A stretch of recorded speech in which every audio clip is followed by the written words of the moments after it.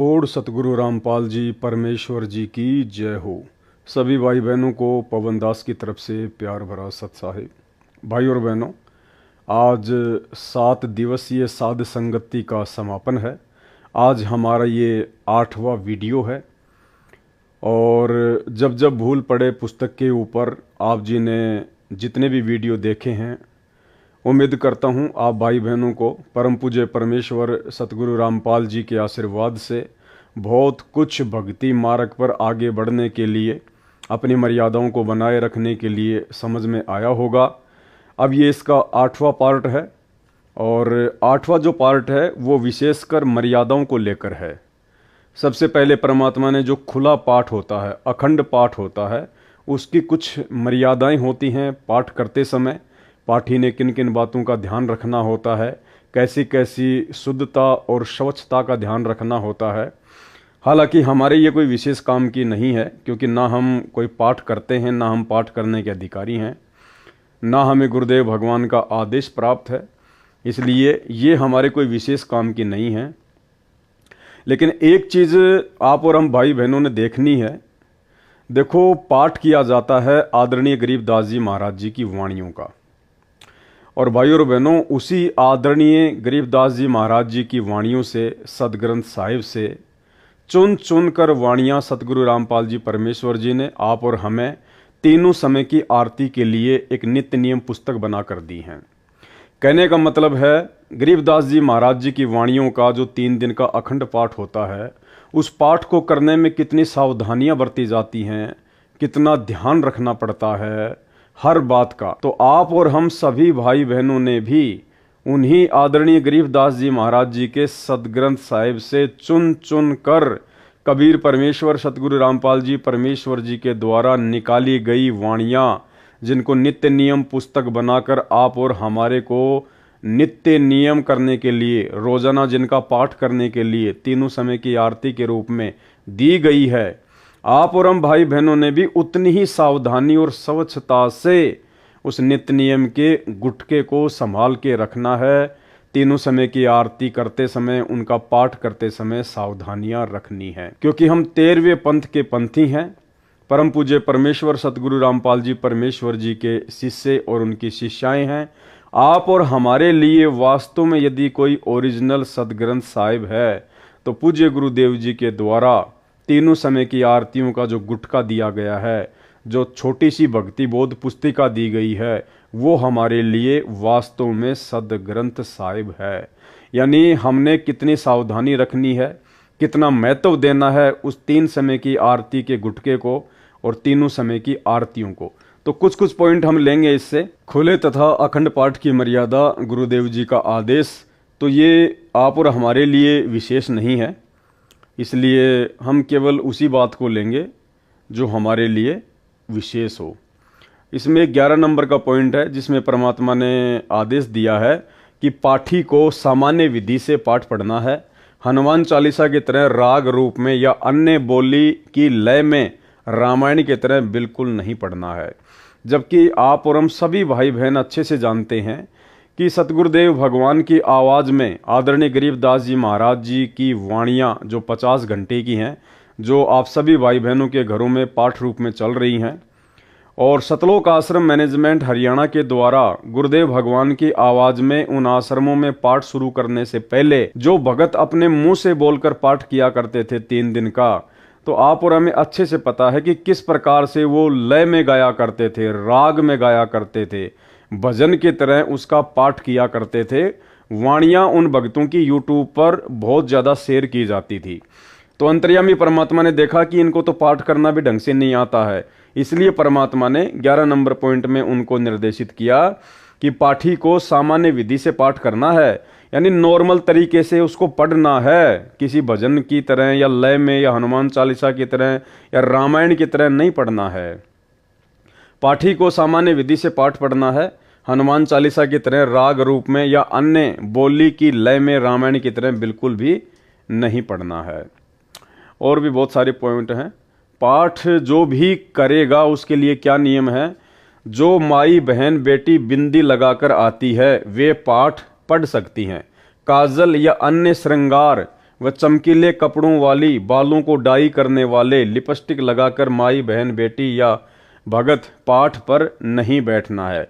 यानी परमात्मा ने बिल्कुल निर्देशित कर दिया है इस अखंड पाठ के माध्यम से। आप और हम भाई बहनों को शिक्षा केवल ये लेनी है 17 नंबर पॉइंट से कि अब हम सत्सेवक जो तीनों समय का पाठ करते हैं अपने घर पर, नित्य नियम, असुर निकंदन रमैणी और संध्या आरती, तो भाई और बहनों आपका वो तीनों समय का नित्य पाठ, वो तीनों समय की आरतियां उसी समय परमात्मा के चरणों में समर्पित होंगी। उसी समय आपकी तीनों समय की पाठ की वाणियां सही मानी जाएंगी जब आप इन नियमों का पालन करेंगे। यानी सतगुरु रामपाल जी भगवान के भगत बनने के बाद में यदि आप भक्ति बोध पुस्तक को हाथ में लेके पाठ करते हैं तो ध्यान रखना, एक तो आपने काजल बिल्कुल भी नहीं लगाना है। अन्य श्रृंगार का मतलब है किसी भी प्रकार का सोना चांदी या आर्टिफिशियल का गहना आपने नहीं पहनना है। चमकीले कपड़े बिल्कुल भी नहीं पहनने हैं। बालों को डाई बिल्कुल भी नहीं करना है। लिपस्टिक लगाकर माई बहन बेटी या भगत पाठ पर नहीं बैठ सकते। तो ये कुछ नियम बता दिए परमात्मा ने। अगर आप इन मर्यादाओं को तोड़कर अपने घर पर तीनों समय का पाठ नित्य नियम की पुस्तक से करते हैं तो आपका पाठ सतगुरु रामपाल जी भगवान को समर्पित नहीं माना जाएगा। सिर पर छज्जेदार टोपी पहनकर पाठ नहीं पढ़ सकते। यानी कोई भी भाई बहन जो है तीनों समय का जो नित्य नियम जो करता है अपने घर पर या कहीं भी, उसको टोपी पहनकर पाठ नहीं करना है। टोपी मतलब जिसके आगे छज्जा होता है, टोपी जिसको हम कहते हैं कैप, वो पहनकर उसने पाठ नहीं करना है। केवल सामान्य टोपा या टोपी पहनकर पाठ पढ़ सकते हैं। जिस प्रकार से हम सत्सेवक भाई बहन सफेद कलर का एक कपड़ा अपने सिर पर बांधकर तीनों समय का पाठ करते हैं, तो परमात्मा कहते हैं कि आप जी इस प्रकार से केवल सामान्य टोपा या टोपी पहनकर पाठ पढ़ सकते हैं। रुमाला पहनना आवश्यक नहीं है। आगे देखिए, चवर सेवा 24 घंटे करना अनिवार्य नहीं है, कभी भी बंद कर सकते हैं जब वो पाठ किया जाए। और जो डाई करना नहीं त्याग सकते, जो अपने बालों में डाई करना नहीं त्याग सकते, उनको पाठ पर बैठने व चवर सेवा करने की कोई आज्ञा नहीं है। तो ध्यान रखना है हम सत्सेवक भाई बहनों ने, अपने बालों में डाई हमने बिल्कुल भी नहीं लगानी है, वरना आपका जो पाठ आपके घर पर चलता है वाणियां परमात्मा की, वो आपको संपूर्ण लाभ नहीं देंगी। कुछ बहनें या माताएं श्रृंगार लिपस्टिक लगाकर या काजल लगाकर आती हैं, उनको पाठ पर न बैठने दें। ये आदेश हैं गुरुदेव भगवान के।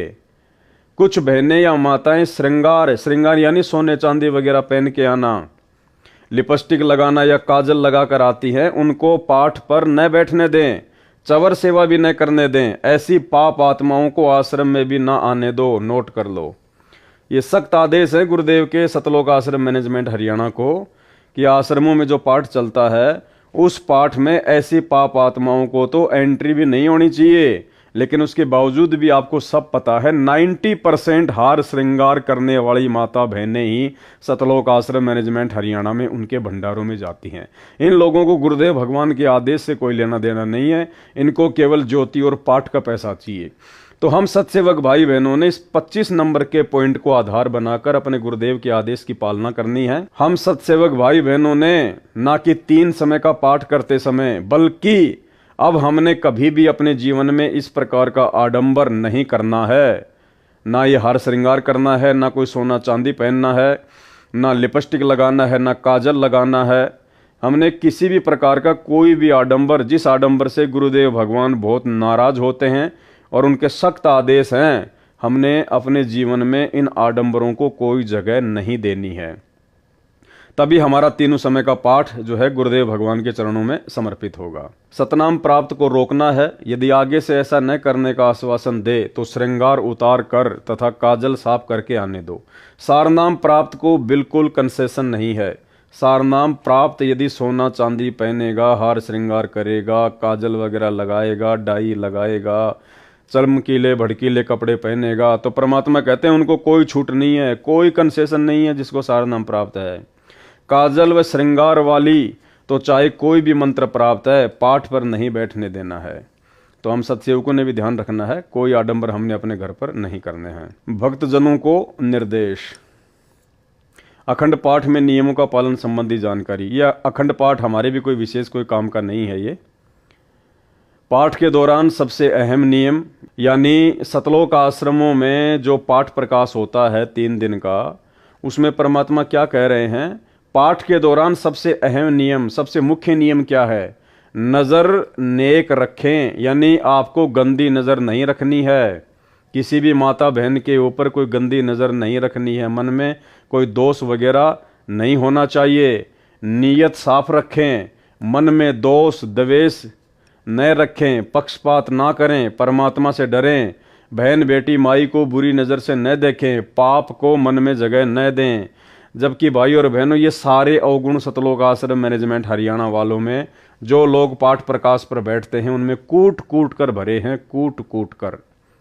तो आपका पाठ करवाना उन आश्रमों में कितना लाभदायक है, कितना आपको पुण्य मिलेगा, ये आप जी भली भांति परमात्मा के द्वारा बताए गए इस नियम से समझ सकते हैं। पाठ के दौरान सबसे अहम नियम, तो आप और हमने, जो हम सत्सेवक हैं, हम जो अपने घर पर पाठ करते हैं तीनों समय का, नित्य नियम, असुर निकंदन रमैणी और संध्या आरती, तो परमात्मा कहते हैं पाठ के दौरान सबसे अहम नियम, नज़र नेक रखें, नीयत साफ रखें, मन में दोष द्वेष न रखें, पक्षपात न करें, परमात्मा से डरें, बहन बेटी माई को बुरी नज़र से न देखें, पाप को मन में जगह ना दें। तो सतलोक आश्रम मैनेजमेंट हरियाणा से जुड़े हुए भाई बहन जो उन आश्रमों में पाठ करवाते हैं, तो भाई आप जी भली भांति इन लोगों के आचार विचार व्यवहार से ये 80 पेज का लेटर पढ़ के आपने देख लिया होगा इन नियमों के ऊपर ये लोग कितने खरे उतर रहे हैं। तो आपका पाठ बिल्कुल भी आपको वो लाभ नहीं देगा जो लाभ आदरणीय गरीबदास जी महाराज जी की वाणियों से आपको मिलना चाहिए। जो सेवादार व पाठी इन नियमों को खंड करेगा, उसके द्वारा किया गया पाठ लाभ के स्थान पर हानि करेगा, उसे भी कष्ट उठाना पड़ेगा, पाठ करने वाले को भी कष्ट उठाना पड़ेगा, और जो पाठ करवा रहा है उसको भी लाभ की जगह क्या मिलेगा? हानि करेगा उसको, हानि। और यही कारण है पाठ करवाते करवाते, ज्योति करवाते करवाते भी सतलोक आश्रम मैनेजमेंट हरियाणा वाले परमात्मा से दूर होते जा रहे हैं। और भी कुछ इसके नियम हैं। उसके बाद ये भक्ति मर्यादाओं को लेकर परमात्मा ने यहाँ पे कुछ बातें लिखी हुई हैं, और परमात्मा यही चाहते हैं कि मर्यादाओं में भगत रहना सीख जाए, भगत मर्यादाओं को निभाना शुरू कर दे, क्योंकि मर्यादाओं के बिना भक्ति हमारी जो है फल ही नहीं सकती, हमारी भक्ति सफल हो ही नहीं सकती। गुरुदेव भगवान कहते हैं कि भक्ति चाहे थोड़ी कर लो, लेकिन मर्यादा आपने पूर्ण निभानी पड़ेगी। तो कुछ नियम हैं ये सतनाम प्राप्ति के बाद में जो परमात्मा ने हमें बताए हैं। तो एक बार हम सभी भगत भाई बहन नियमों को रिपीट करेंगे, क्योंकि ये लास्ट का पार्ट चल रहा है, इसमें विशेषकर नियमों को लेकर ही परमात्मा ने जानकारी दी है। नोट: सत्यनाम प्राप्ति के लिए तथा प्राप्त करने के बाद आवश्यक नियम, जिनमें से एक भी नियम खंड नहीं करना। यदि निम्न नियमों का पालन नहीं कर सकते तो सत्यनाम ना लें। स्पष्ट कर दिया गुरुदेव ने, यदि आप इन तमाम नियमों का पालन नहीं कर सकते हैं तो आप जी सतनाम ना लें। उपदेश प्राप्त पुण्य आत्माएं परमात्मा के मार्ग पर चलती हैं, वह परमात्मा प्राप्ति के लिए यात्रा प्रारंभ करती हैं। यात्री बहुत ही कम सामान लेकर यात्रा करता है, अधिक भार उठाकर यात्रा करना संभव नहीं होता। जो सांसारिक परंपराएं हैं वे व्यर्थ का भार हैं, जो भक्ति मार्ग में यात्रा में बाधक हैं। इसलिए इस भार से मुक्त होने के लिए निम्न नियमों का पालन करना अनिवार्य है। सबसे पहला नियम क्या बताया परमात्मा ने? किसी के पैर नहीं छूने और न ही दूसरे को छूने देना है। यदि अचानक या मना करने पर भी कोई पैर छू लेता है तो उस स्थिति में नाम खंड नहीं होता। आपने किसी को बद्दुआ या आशीर्वाद नहीं देना है, न ही इच्छा करके किसी से आशीर्वाद लेना है। कोई आपके सिर पर आशीर्वाद के लिए हाथ रखे तो आपने मना करना है, फिर भी कोई हाथ रख देता है तो आपका उपदेश सुरक्षित है। यानी आपने जानबूझकर किसी से आशीर्वाद नहीं लेना है, अपने सिर पर हाथ नहीं रखवाना है। यदि फिर भी कोई जबरदस्ती रख देता है और आपके यदि अंदर से ऐसी कोई इच्छा नहीं है कि ये मुझे कोई आशीर्वाद दे, तो परमात्मा कहते हैं ऐसी स्थिति में फिर आपका नाम खंड नहीं होता है। परंतु आपने आशीर्वाद व बद्दुआ बिल्कुल नहीं देनी है, क्योंकि आशीर्वाद देने से आपकी भक्ति कमाई नष्ट हो जाती है। जैसे एक पहिए की ट्यूब से दूसरे पहिए की ट्यूब में हवा डालने से आपकी गाड़ी खड़ी हो जाएगी, आपको हानि हो जाएगी। एक उपदेशी बहन ने अपने अनुपदेशी भाई को स्वस्थ होने का आशीर्वाद दे दिया। भाई तो स्वस्थ हो गया, परंतु बहन इतनी अस्वस्थ हुई कि 1 महीना अस्पताल में रही। पुनः उपदेश लिया, अपनी गलती की समायाचना करने पर ही वह स्वस्थ हो पाई। इसलिए सर्व से प्रार्थना है कि यह गलती ना करें। इसी प्रकार अन्य नियमों के खंड करने से आपकी राम नाम की गाड़ी में पंचर हो जाएगा, वह भी रुक जाएगी, अर्थात आप जी को हानि होगी। पूर्व समय में सती प्रथा एक परंपरा थी। जिस किसी का पति मर जाता था तो उसकी स्त्री को भी उसी मृत पति के साथ जिंदा जलाया जाता था, जो एक महाजालिम कर्म था। उस समय के मानव समाज ने उस कुरीति को मजबूरन मानना पड़ता था। किसी महापुरुष ने संघर्ष करके उस सती प्रथा को बंद कराया। समाज के रूढ़िवादी व्यक्तियों ने बहुत विरोध भी किया, परंतु प्रयत्न सफल हुआ, तो आज सर्व बहनें सुखी हैं। इसी प्रकार ये सर्व परंपराएं जानो जो मानव समाज पर भार हैं, इनको समाप्त करने से ही भार मुक्त हो सकेंगे तथा भक्ति मार्ग पर आसानी से चल सकेंगे। दूसरा नियम है, टीवी, कंप्यूटर तथा मोबाइल में फिल्म, सीरियल, मैच, कार्टून देखना तथा मोबाइल में वीडियो गेम आदि नहीं खेलना है।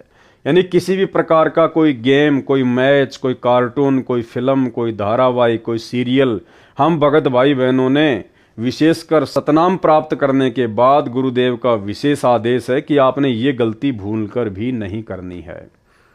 जो भाई बहन साथ संगति से जुड़ चुके हैं, भले उन्होंने संकल्प नाम दीक्षा ही ली है, उनके लिए तो सारे के सारे नियम लागू हैं। हमने किसी प्रकार की कोई भी कोताही नहीं बरतनी है, भले आपने संकल्प ही लिया है, भले आपको प्रथम नाम ही है, ठीक है। तो परमेश्वर कह रहे हैं कि हमने टीवी, कंप्यूटर तथा मोबाइल में फिल्म, सीरियल, मैच, कार्टून देखना तथा मोबाइल में वीडियो गेम आदि नहीं खेलना है।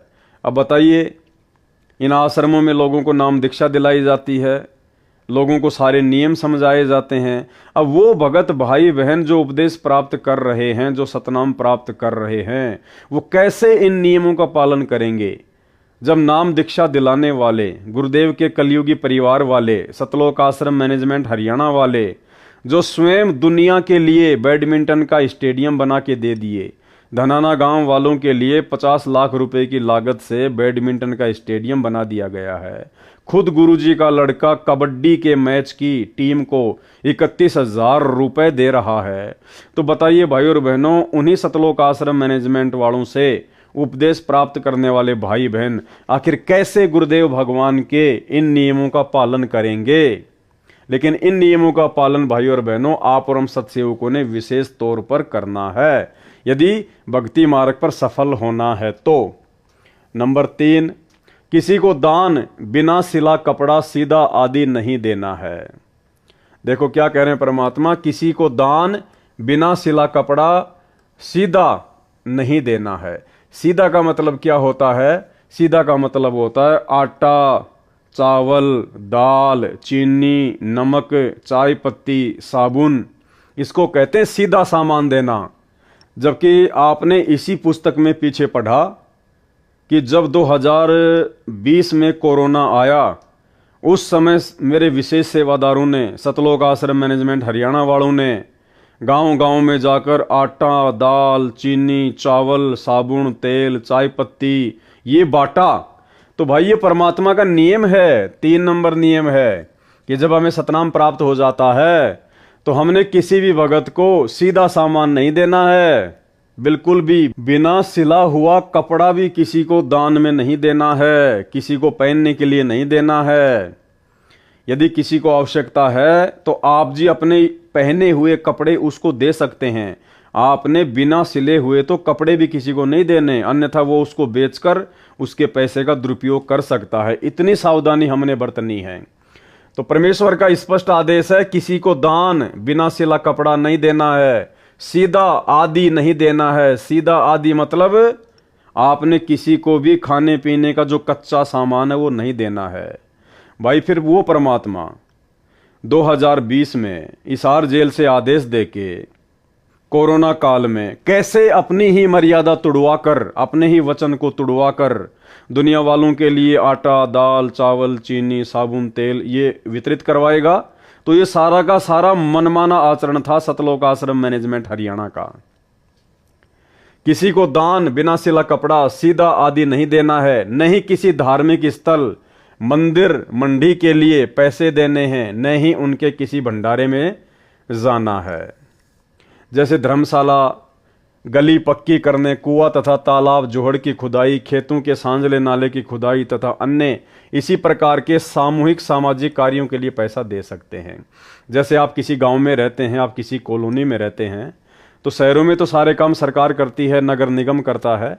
ये विशेषकर गांव में समस्या आती है। जैसे गांव में सभी लोग इकट्ठा होकर आपस में पैसे इकट्ठे करके ट्यूबवेल वगैरह लगवा लेते हैं, जोहड़ की खुदाई करवा लेते हैं, कोई तालाब वगैरह बनवाते हैं, गांव में कोई सड़क वगैरह जो है वो बनवाते हैं।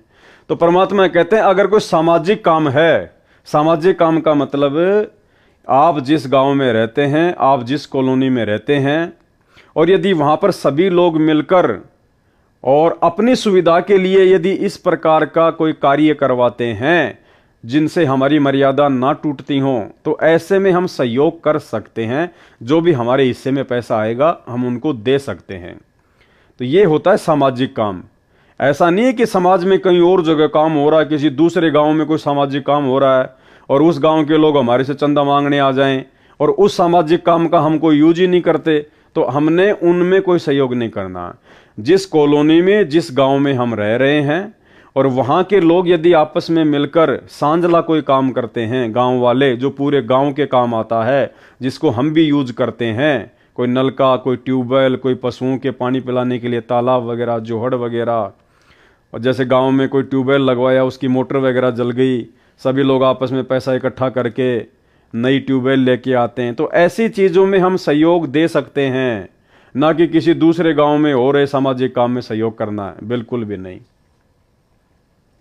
नंबर 4, माथे पर तिलक न लगाना है और न ही लगवाना है। भात में पटड़े पर नहीं चढ़ना है, गले में माला नहीं डलवानी है और न ही डालनी है, और न ही किसी की झोली में पैसे डालने या लेने हैं। यदि दोनों पक्ष उपदेशी हैं तो विवाह केवल असुर निकंदन रमैणी करके साधारण विधि से करना है तथा भात परंपरा को समाप्त करना है।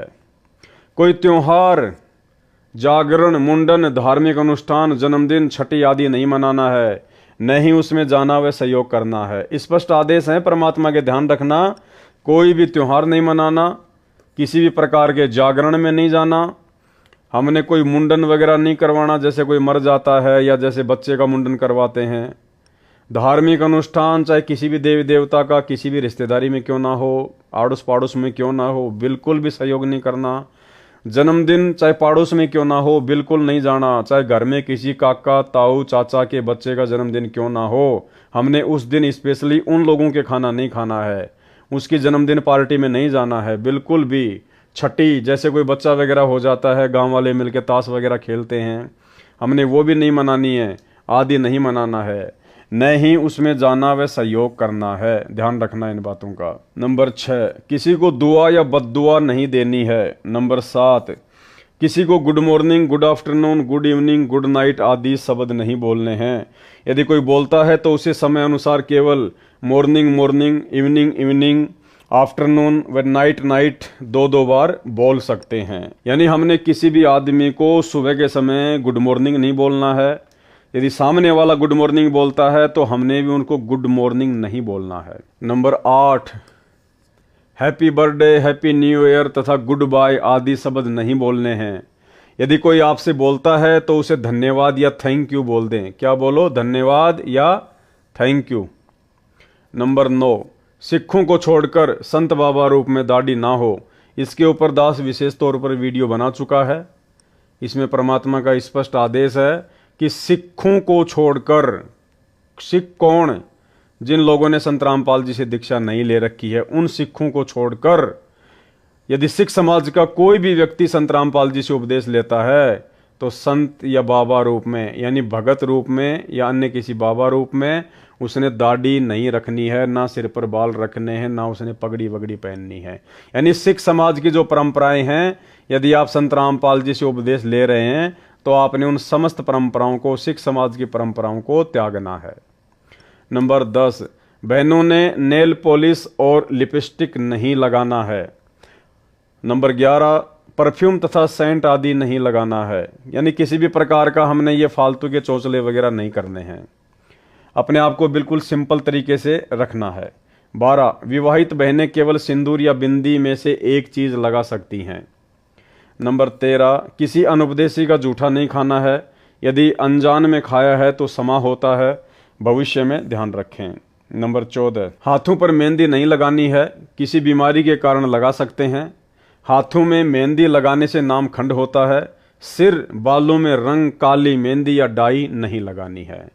यदि आपको कोई प्रॉब्लम है, कोई दिक्कत है, डॉक्टर यदि आपको सर में मेहंदी लगाने की सलाह देता है ठंड के लिए, तो आप जी ठंड के लिए लगा सकती हैं। बाकी सफ़ेद बालों को काला करने के लिए या युवा दिखाई देने के लिए बिल्कुल भी हमने डाई का या मेहंदी का प्रयोग नहीं करना है। कहने का मतलब है साधु सोई जो सीधा चाल है, हमने किसी भी प्रकार का कोई आडंबर नहीं करना है। नंबर 15, शादी में जाते हैं तो पैसे, सगुन, वार फेरी, मुंह दिखाई पर पैसे नहीं देने हैं, यानी जो आडंबर लोग करते हैं वो हमने बिल्कुल भी नहीं करने हैं। विदाई के समय घर में नारियल नहीं फोड़ना है। कन्या विदाई के समय गाड़ी पर पानी डालना या सगुन के लिए धक्का लगाना अर्थात सगुन करना मना है। यानी जो भी आडंबर होते हैं परंपरागत शादी विवाह में, हमने बिल्कुल ध्यान भी नहीं देना उनकी तरफ, ना कोई सहयोग करना है। नंबर 16, किसी को किसी भी अवसर पर गिफ्ट देना मना है, यानी हमने कोई गिफ्ट वगैरह नहीं देना है। अगर कोई गिफ्ट दे तो कोशिश करनी है ना लो। अगर कोई पीछे से रख जाए या डाक या कोरियर द्वारा भेजे तो उसको रख लें। उनके उपलक्ष्य में कुछ रुपए दान आश्रम में कर दें। जब आपके गुरु आश्रम में हो उस समय कुछ रुपए, भाई क्या गिफ्ट लेके आया है, कितने रुपए का होगा, उसके उपलक्ष्य में कुछ रुपए आप जी अपने गुरु जी के हाथों में आश्रम में दान कर दें जब आपके गुरु आश्रम में हों। नंबर 17, परिवार में किसी की भी शादी हो तो परिवार के अन्य सदस्यों के लिए कपड़े आदि नहीं देने व नहीं लेने हैं, यानी हमने बिल्कुल भी लेन देन नहीं करना है, ना कपड़े का ना और किसी चीज का। कन्यादान रूप में कपड़े, गहने आदि नहीं देने हैं। रुपए भी इस उपलक्ष्य में देने हैं कि आपने वहां खाना खाया है, और बहन के घर जाते हैं तो इसी उद्देश्य से पैसे दे सकते हैं कि आपने वहां खाना खाया है या चाय आदि पी है। ये ध्यान रखें, यदि अधिक दान दे दिया तो आपकी बहन पर आपका ऋण न हो जाए तथा संस्कार ना जुड़ जाए, क्योंकि हम संस्कारवश यहाँ काल जाल में रह जाते हैं। यदि आप पैसा देना चाहें और बहन न लेवे तो दोनों ही भार मुक्त हो जाते हैं। यदि बहन, बुआ जी आदि उपदेशी हैं तो उनको चाहिए कि वह पैसा, रुपया, कपड़ा, आभूषण कदापि ना ले। प्यार से कहे कि आपने कह दिया, हमने मान लिया, ऐसे शिष्टाचार से मना करना है। 19 नंबर, स्कूल में गायत्री मंत्र बोलते समय ओम शब्द नहीं बोलना है, क्योंकि जिसे गायत्री मंत्र कहते हैं यह यजुर्वेद के अध्याय 36 का मंत्र 3 है।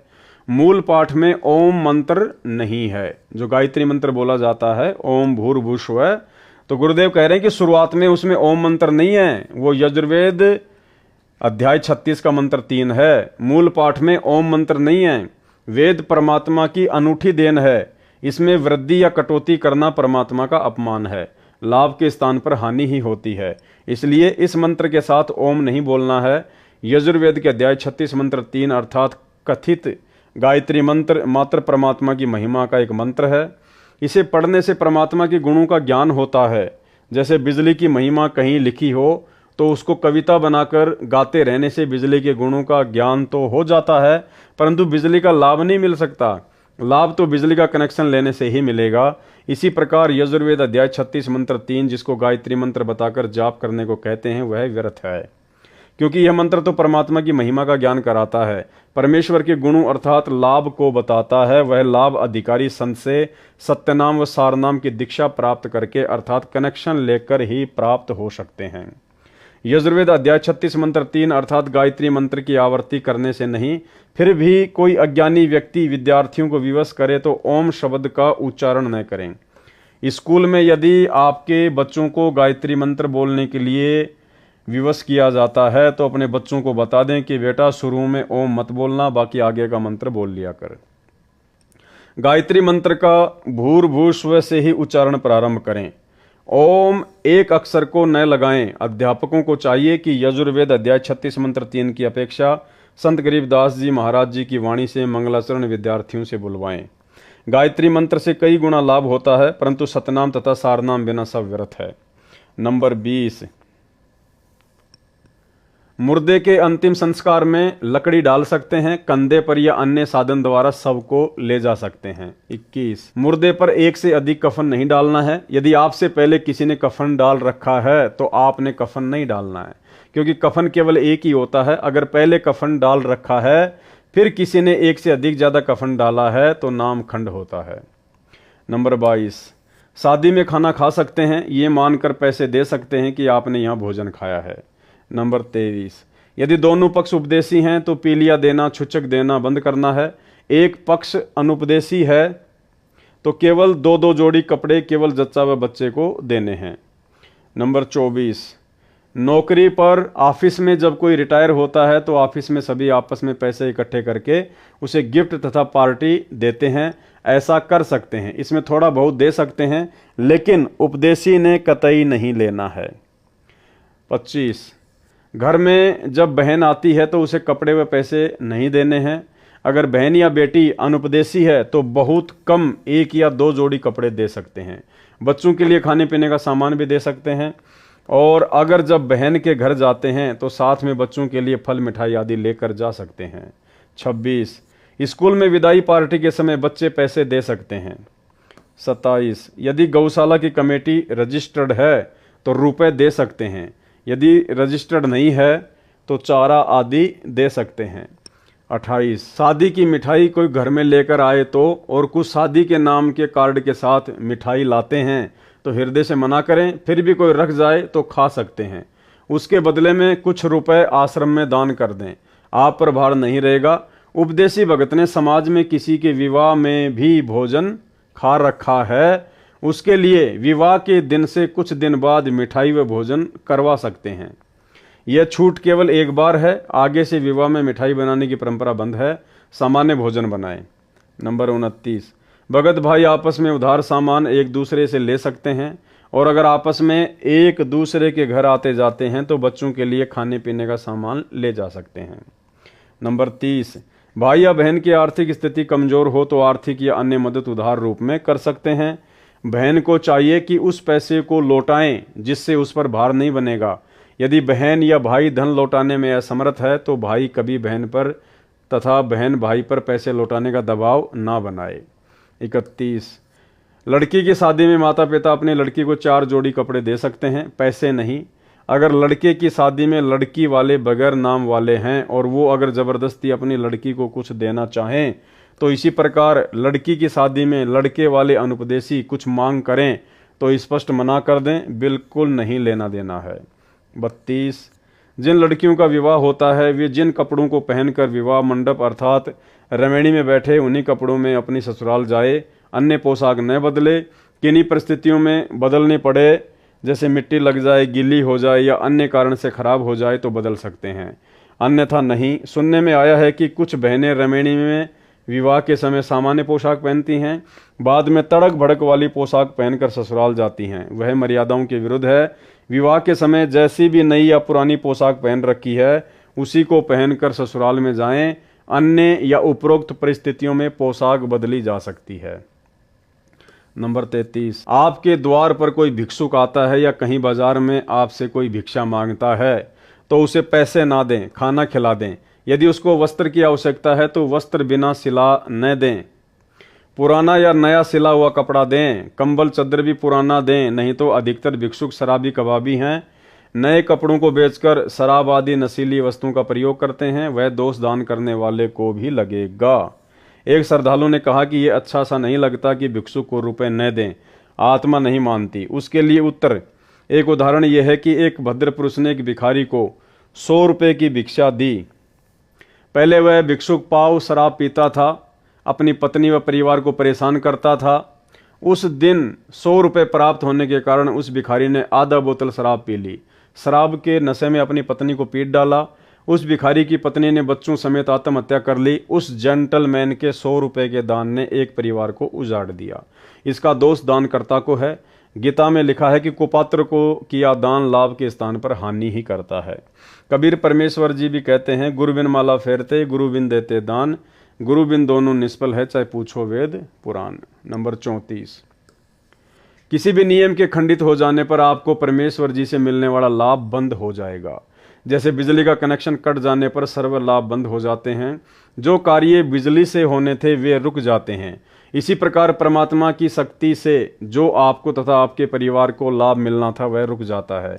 एक बहन ने बताया कि उसके पति ने दीक्षा भी ले रखी है, किसी भी नियम का पालन नहीं करता। इसी प्रकार एक भगत ने अपनी पत्नी की शिकायत की, उसके विषय में यह जाने कि उनका नाम खंडित हो चुका है। ऐसे व्यक्तियों का कोई भयंकर पाप कर्म है। नाम खंडित होने पर वह पाप कर्म अपना प्रभाव करके हानि करेगा। जब तक मर्यादा में रहकर भक्ति करते हैं तो वह पाप कर्म हानि नहीं कर सकता।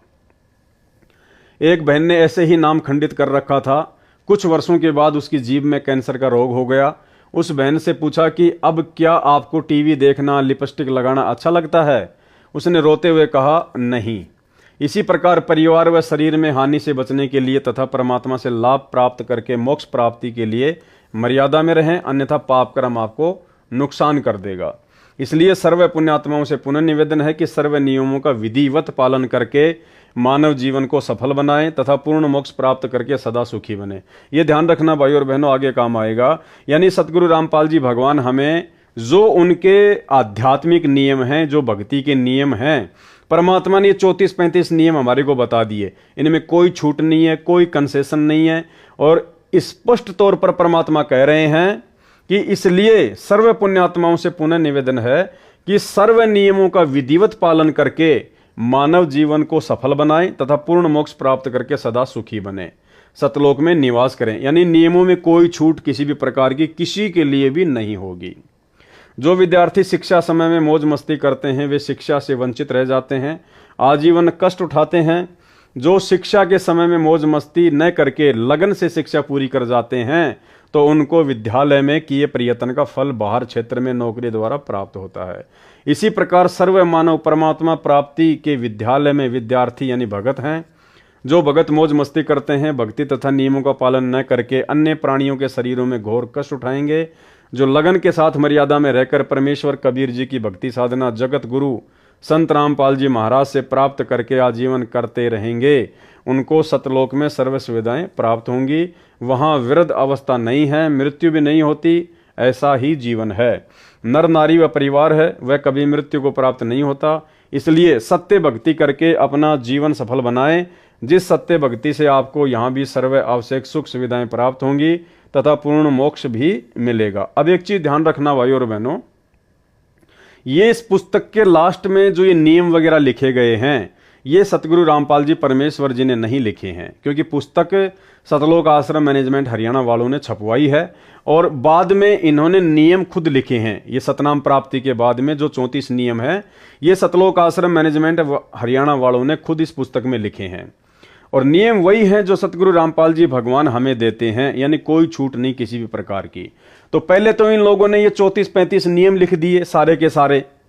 अब उसके बाद में ये क्या लिख रहे हैं, विशेष छूट, समाज में स्थान बनाने के लिए विशेष छूट दी जाती है। संत रामपाल दास का निवेदन, दिनांक 17 फरवरी 2018 से लागू। अब ध्यान रखना भाई और बहनों, ऊपर परमात्मा ने हमारे को सतनाम के 34 नियम बता दिए। उसमें परमात्मा कह रहे हैं कि इन नियमों का यदि आप विधिवत पालन करोगे, यानी प्रत्येक नियम का पालन करोगे तो ही आपका जन्म मरण का रोग कटेगा, आपको परमात्मा से मिलने वाला लाभ मिलेगा, अन्यथा नहीं मिलेगा। अब फिर वो परमात्मा समाज में विशेष स्थान बनाने के लिए कैसे छूट देगा नियमों में? ये देखिए इसी पुस्तक में लिखा हुआ ये विशेष छूट समाज में स्थान बनाने के लिए। अरे हमने अभी भी समाज वालों से ही भाईचारा निभाना है क्या? इतना ज्ञान समझा दिया, 30 साल कम नहीं होती है। गधे को गीता पढ़ाओ वो भी बैकुंठ जाने को तैयार हो जाए। अब 30 साल बाद में संत रामपाल जी नियमों में छूट देंगे और वो भी समाज में स्थान बनाने के लिए। अब 30 साल बाद भी भक्तों को समाज में स्थान चाहिए क्या? तो ये सतलोक आश्रम मैनेजमेंट हरियाणा का काल प्रेरणा से मनमाना आचरण है संगत को भक्ति मर्यादाओं से नीचे गिराने के लिए। क्योंकि दो ही शक्ति हैं, दयाल और काल। दयाल ने 28 साल से ज्ञान दिया, नियम बताए, कोई छूट नहीं दी। और काल सतलोक आश्रम मैनेजमेंट हरियाणा वालों में कुप्रेरणा करके, क्योंकि भक्ति का आधार है नियम मर्यादा। अगर आप मर्यादा में नहीं हैं, नियम नहीं निभाओगे, तो आपकी भक्ति लाख जन्म भी सफल नहीं हो सकती, चाहे आप किसी भी संत की शरण में क्यों ना हो।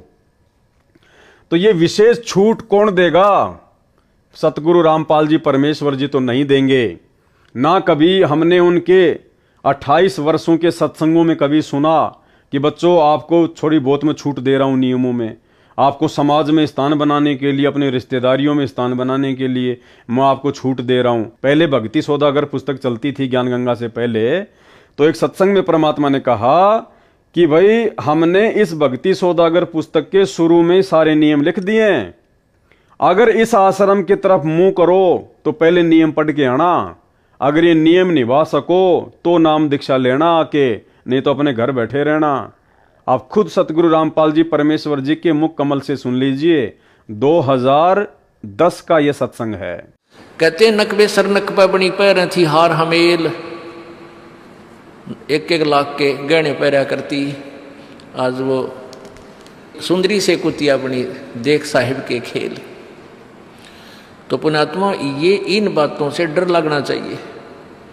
इन बातों से डर लगने लगेगा, मालिक में रुचि बनेगी और भजन करने को दिल करेगा।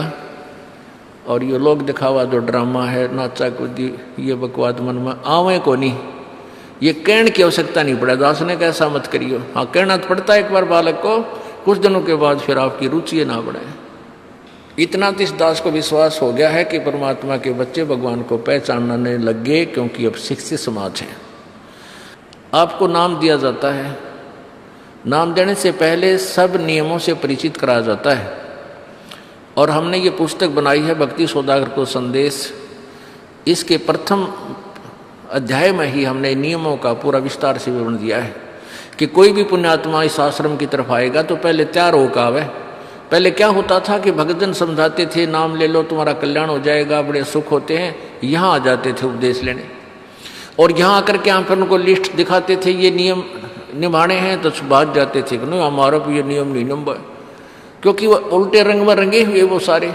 तो अब उनको पहले ये लिख कर दे दिया कि तुम तैयार होकर आ जाना, तुम्हारा मन मान्य तो आना, क्योंकि कल्याण होगा इस मर्यादा में रहने से।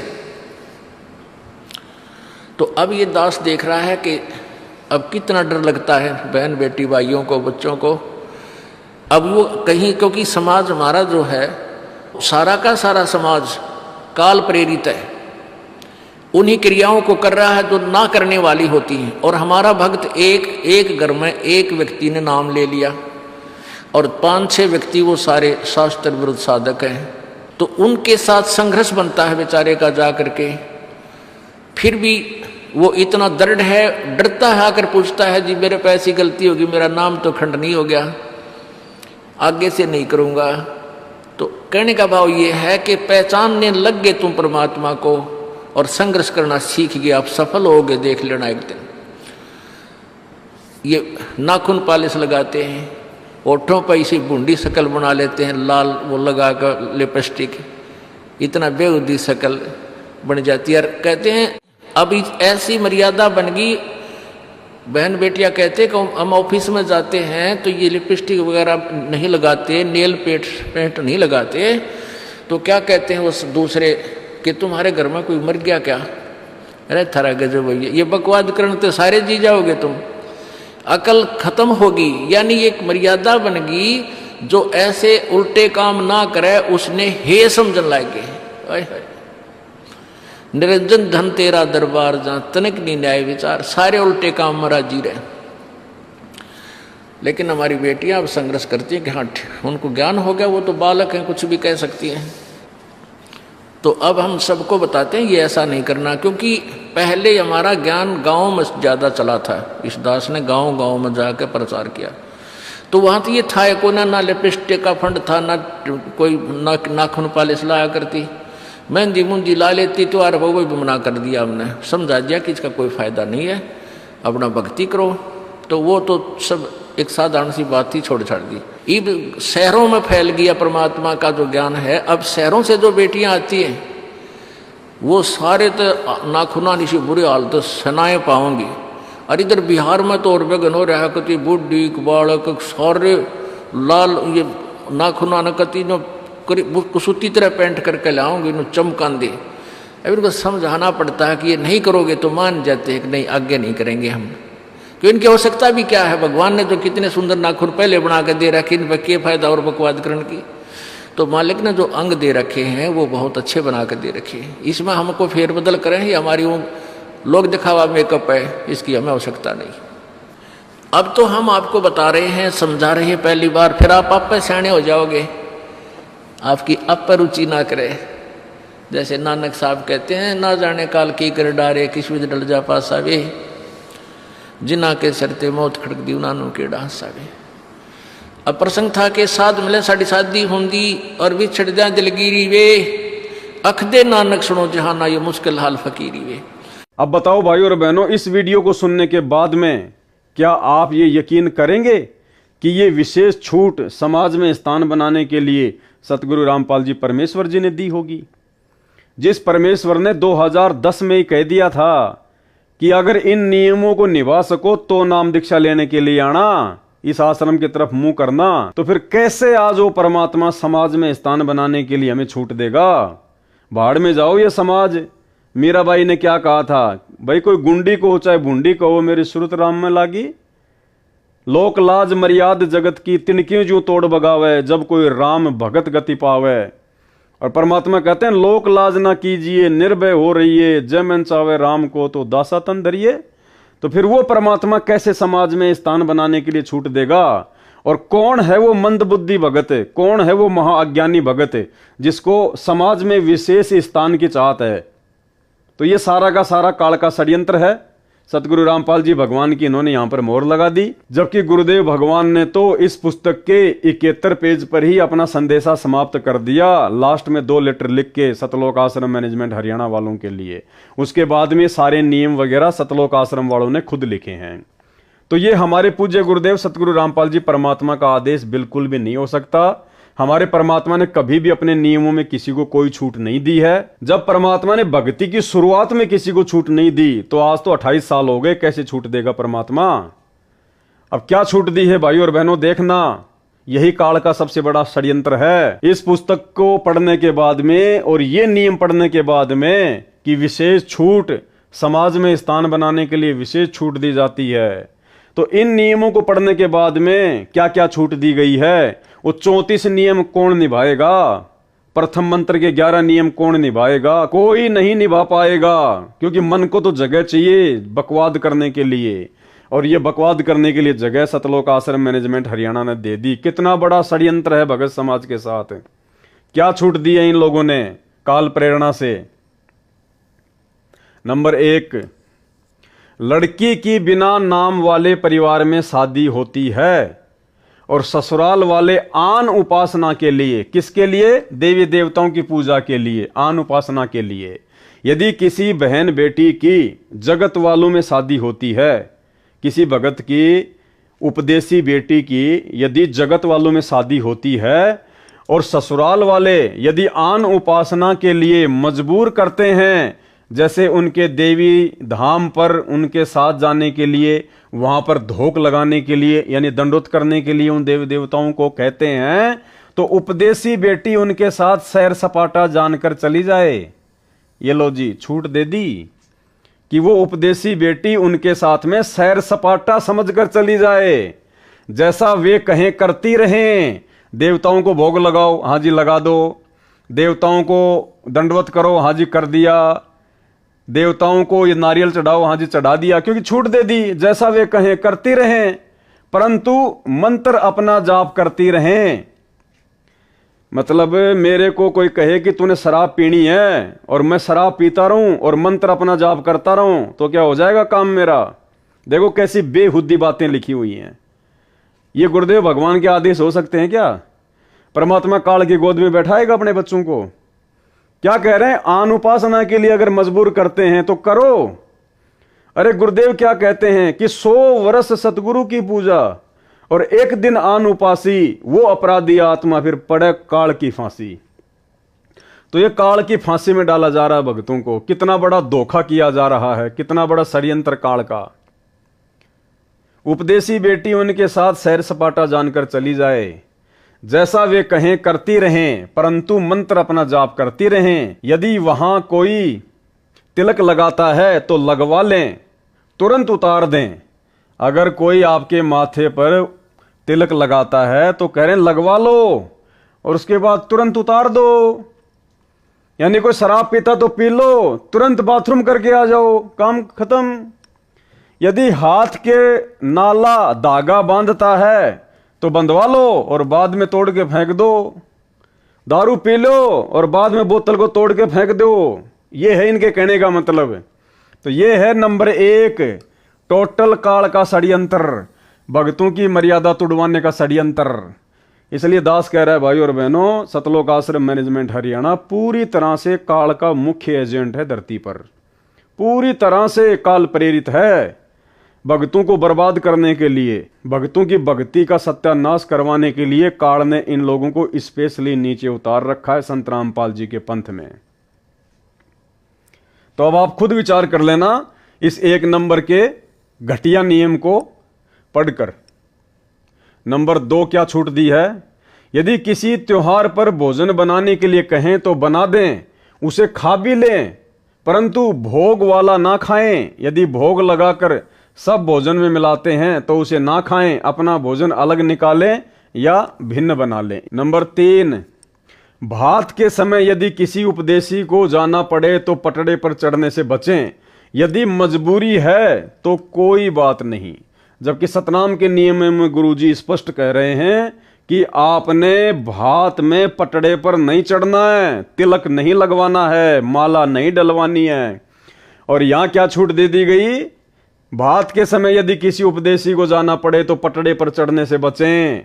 यदि मजबूरी है तो कोई बात नहीं। ये लो जी, अब बताओ, नहीं करना है और कर भी लो, नहीं करना है और कर भी लो, फिर वो 34 नियमों का मतलब क्या रह गया? उन 34 नियमों में तो स्पष्ट रूप से मना कर दिया गया और यहां छूट दे दी गई, तो फिर वो 34 नियमों का मतलब क्या रह गया फिर?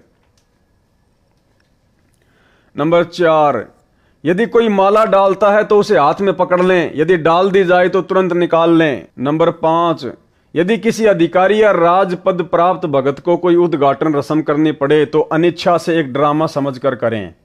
नंबर 6, यदि सरकारी कर्मचारी या अधिकारी का या प्राइवेट नौकर को या पुत्र वधु व पत्नी को निषेध वस्तु लेने के लिए आदेश होता है तो बचें। निषेध वस्तु यानी शराब, मांस, बीड़ी, गुटखा। किन किन को?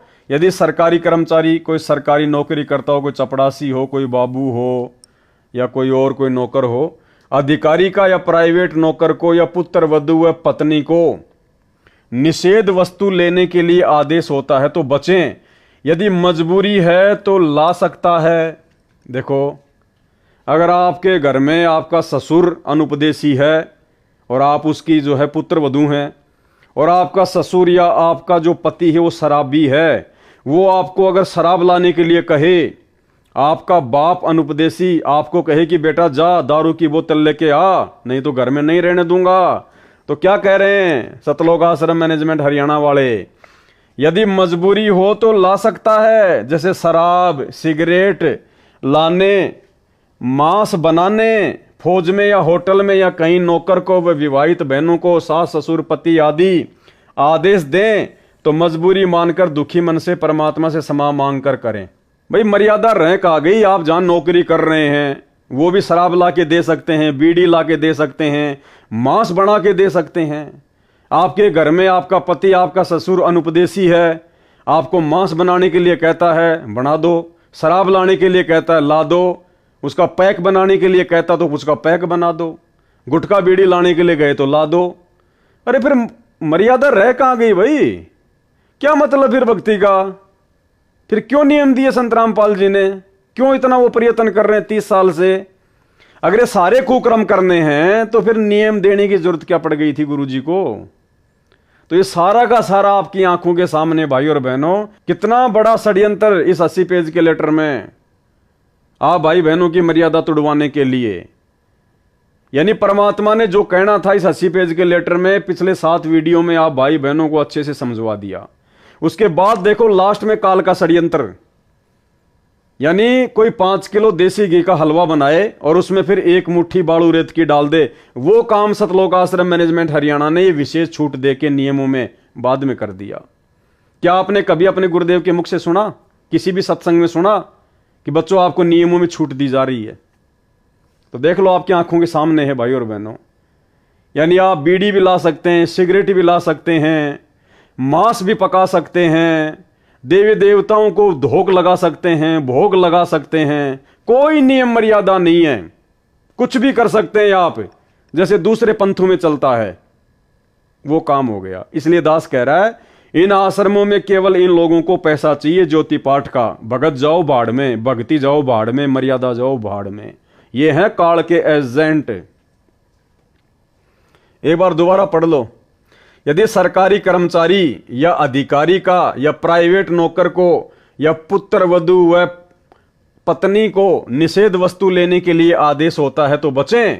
यदि मजबूरी हो तो ला सकता है, जैसे शराब, सिगरेट लाने, मांस बनाने, फौज में या होटल में या कहीं नौकरों को, विवाहित बहनों को सास ससुर पति आदि आदेश दें तो मजबूरी मानकर दुखी मन से परमात्मा से क्षमा मांगकर करें। कुछ दिन में परमात्मा अड़चन समाप्त कर देगा। भाई मर्यादा टूटेगी, उसको काल उठा ले जाएगा तो हो गई समस्या समाप्त। फिर पहले उनको मना करें कि मैं ये पाप नहीं कर सकता, फिर भी जोर दें तो कहें कि इसका पाप आपको लगेगा, कहकर कर दें। यानी आपको कोई जबरदस्ती दारू पिलाने का प्रयास करे तो पहले तो मना करो और उसके बाद में लेके गिलास लगा के मुंह के गट गट पी के बोल दो कि तेरे को पाप लगेगा। बताओ ये कोई जायज बात है कोई? अरे फिर संघर्ष क्या है? फिर 28 साल से गुरुजी ने इतना ज्ञान क्यों दिया? फिर जब ये काम करने थे तो मजबूर तो काल करेगा। इसलिए भाई और बहनों, सतलोक आश्रम मैनेजमेंट हरियाणा वालों को, माता बहनों को कोई कहीं दिक्कत नहीं है, क्योंकि सब इन्हीं नियमों पे चलते हैं। इसलिए ना उनका कोई घर में कोई संघर्ष है, ना उनका समाज में कोई संघर्ष है, क्योंकि आश्रम में आते हैं तो वो भगत बन जाती हैं, भगतमती बन जाती हैं। जब अपने गांव वापस जाती हैं, अपने समाज में वापस जाती हैं, रिश्तेदारियों में जाती हैं, तो वहां पे वो जगत वाली की तरह बन जाती हैं। वो जैसा कहते हैं वैसा वो करने लग जाती हैं। तो उनको संघर्ष करने की आवश्यकता नहीं है। ये संघर्ष तो सत्सेवक कर रहे हैं, सत्सेवक। इसलिए दास कहता है कि भाई केवल सत्सेवक ही परमात्मा के हीरे मोती लाल हैं, बाकी सब काल के जीव हैं, काल के जीव। तो बताओ कोई मर्यादा बची नहीं, फिर भक्ति क्यों कर रहे हैं भाई? भक्ति सफल होगी कैसे? अरे डॉक्टर ने आपके कैंसर का ऑपरेशन कर दिया और कैंसर के रोगी को डॉक्टर ने कह दिया भैया तेरे को मीठा बिल्कुल भी नहीं खाना, तेरे लिए जहर समान है, ध्यान रखना इस बात का। और फिर डॉक्टर नीचे लिख दे कि विशेष छूट, अगर कोई तुझे दबाव दे तो तू मीठा खा लेना। तो बताओ वो डॉक्टर है क्या? वो डॉक्टर हो सकता है क्या? वो मरीज का वो हितैषी हो सकता है क्या? जब कैंसर के ऑपरेशन के बाद में उसने नियम दे दिया कि मीठा नहीं खाना भाई, नहीं तो मरेगा। एक तरफ तो ये कह रहा है और नीचे फिर कह रहा है विशेष छूट दे रहा हूं मैं तेरे को, खा लेना मीठा, कोई दिक्कत नहीं है। तो फिर क्या मतलब फिर नियम का? तो ऊपर तो सतगुरु रामपाल जी परमेश्वर जी ने जो नियम बताने थे वो उन्होंने बता दिए अपने फाइनल, और सतलोक आश्रम मैनेजमेंट हरियाणा हमारे को छूट दे रहा है। तो ये हमारा दुश्मन है, ये मैनेजमेंट है, ये काल का एजेंट है, काल प्रेरणा से हो रहा है सारा काम ये। नंबर 7, यदि सैनिक या सिपाही को गोली मारने का आदेश होता है तो मना ना करे, क्योंकि वह दोष आदेश करने वाले को लगता है। उसकी नौकरी यही है, रण में शहीद हुए सैनिक व सिपाही को स्वर्ग प्राप्ति होती है। भैया हम संत रामपाल जी के भगत हैं, हमारे को स्वर्ग नहीं चाहिए, हमारे को सतलोक चाहिए। तो गोली मारने वाला कहाँ जाएगा? स्वर्ग में जाएगा। और दूसरी बात भैया, जब राजा इब्राहिम सुल्तान को ज्ञान हुआ ना तो उसने अपना राज्य त्याग दिया था, राज्य कि मुझे तो भक्ति करनी है, बाढ़ में जाओ, ये इंद्र जैसा राज्य। हाँ भाई 30-40 हजार की नौकरी के लिए खाली स्वर्ग में जाओगे क्या? ये आप लोग स्वयं सोच लेना। नंबर 8, विशेष परिस्थिति में बालों में रंग कर सकते हैं। देखो जी, हर प्रकार की छूट दे दी। ऊपर तो गुरुजी कह रहे हैं कि जो डाई करता है उसको तो पाठ पे भी मत बैठने दो, जो बालों में मेहंदी लगाता है उनको तो आश्रम में एंट्री भी मत दो। और यहां क्या कहा जा रहा है, विशेष परिस्थिति में बालों में रंग कर सकते हैं, हर्बल वाला यानी आयुर्वेद वाला। नंबर 9, कई बेटियों बहनों को बिगड़ी परिस्थितियों में कार्यालय में लिपस्टिक लगाने के लिए मजबूर किया जाता है। उनके लिए छूट दी जाती है कि कार्यालय में जाते समय लगा लें, पहन लें तथा छुट्टी के बाद तुरंत उतार दें। कोशिश करें न लगाएं तो अच्छा है, यह स्वास्थ्य के लिए भी हानिकारक है। बताओ, लगा भी सकते हैं और नहीं भी लगाना है। और ये ऑफिस में, कार्यालयों में काम करने वाली बहन बेटियों के लिए जो उपदेशी हैं, उसी सत्संग में सतगुरु रामपाल जी भगवान ने कह रखा है कि हमारी बेटियां संघर्ष करती हैं। इन लोगों की तरह सतगुरु रामपाल जी भगवान ने छूट नहीं दी अपने सत्संग में उनको कभी कि भाई आप जिस भी ऑफिस या कार्यालय में काम करती हो तो आप जी लिपस्टिक लगा लिया करो और जब शाम को वापस आओ तो उतार दिया करो। नहीं, गुरुजी ने कहा कि हमारी बहन बेटियां संघर्ष करने लग गई। उनको पता नहीं तरह तरह की बातें बोली जाती हैं, लेकिन वो किसी की बात पे ध्यान नहीं देती। गुरुजी ने कभी छूट नहीं दी। ये नाखून पालिश लगाते हैं, ओठों पर इसी बूंदी शक्ल बना लेते हैं, लाल वो लगा कर लिपस्टिक, इतना बेहुदी शक्ल बन जाती है। कहते हैं अब ऐसी मर्यादा बन गई, बहन बेटियां कहते हैं कि हम ऑफिस में जाते हैं तो ये लिपस्टिक वगैरह नहीं लगाते, नेल पेंट नहीं लगाते, तो क्या कहते हैं उस दूसरे कि तुम्हारे घर में कोई मर गया क्या? अरे थारा गजब भैया, ये बकवाद करने तो सारे जी जाओगे तुम, अकल खत्म होगी। यानी एक मर्यादा बन गई, जो ऐसे उल्टे काम ना करे उसने हे समझन लागे। निरंजन धन तेरा दरबार जहां तनिक नहीं न्याय विचार, सारे उल्टे काम में राजी रहे। लेकिन हमारी बेटियां अब संघर्ष करती हैं कि हाँ उनको ज्ञान हो गया, वो तो बालक हैं, कुछ भी कह सकती हैं। तो भाइयों और बहनों, ये छूट कौन दे रहा है? काल प्रेरणा। यही तो है खेल सारा का सारा यहां पे, दयाल का और काल का। तो समझो भाइयों और बहनों इस पूरे के पूरे काल चक्कर को। देखो, परमात्मा ने कोई कसर नहीं छोड़ी हमारे को 30 साल से अनमोल भक्ति ज्ञान देने में। आज जेल में बैठ के भी परमात्मा हर पल हमारे को मर्यादाओं का ही पाठ पढ़ा रहा है।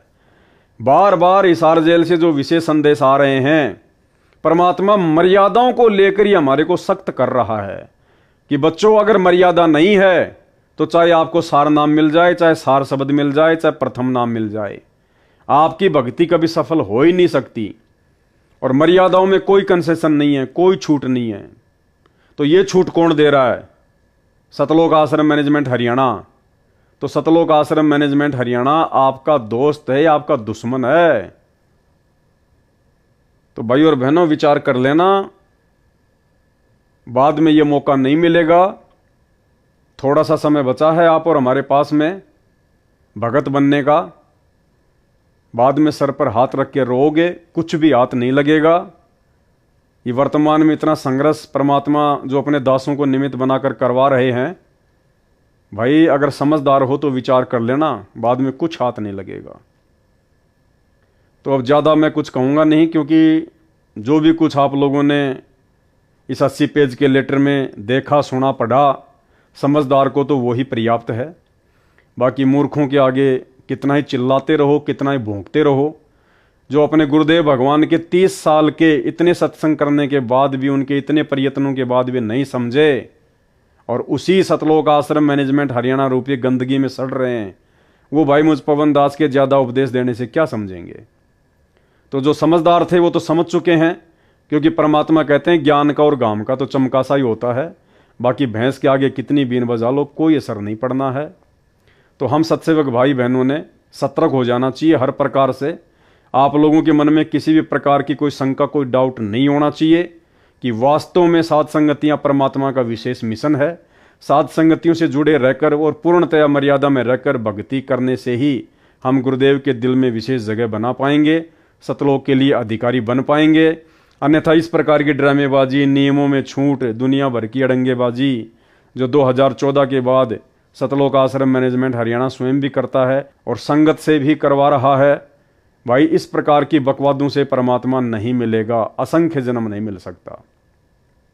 तो आज की वीडियो में केवल इतना ही। 80 पेज का लेटर कंप्लीट हुआ। परमात्मा जी का विशेष तौर पर हम धन्यवाद करेंगे कि परमेश्वर ने हम सबको धैर्य दिया, सद्बुद्धि दी परमात्मा ने, जो उनके आशीर्वाद से ये 8 पार्ट कंप्लीट हो पाए। और आगे उम्मीद करेंगे, प्रार्थना करते हैं कि परमेश्वर हमें थोड़ी बहुत सेवा इसी प्रकार से ज्ञान आधार से एक दूसरे भगत भाई बहनों के साथ साथ संगति की देते रहें, ताकि हमारा विश्वास दृढ़ रहे और गुरुदेव भगवान के हिसार जेल से बाहर आने तक हम लोग भक्ति पर जीवित रह सकें। तो सभी भाई बहन सतगुरु रामपाल जी भगवान का धन्यवाद करें, सभी भाई बहन परमात्मा का जयकारा करें। बंदी छोड़ सतगुरु रामपाल जी परमेश्वर जी की जय हो।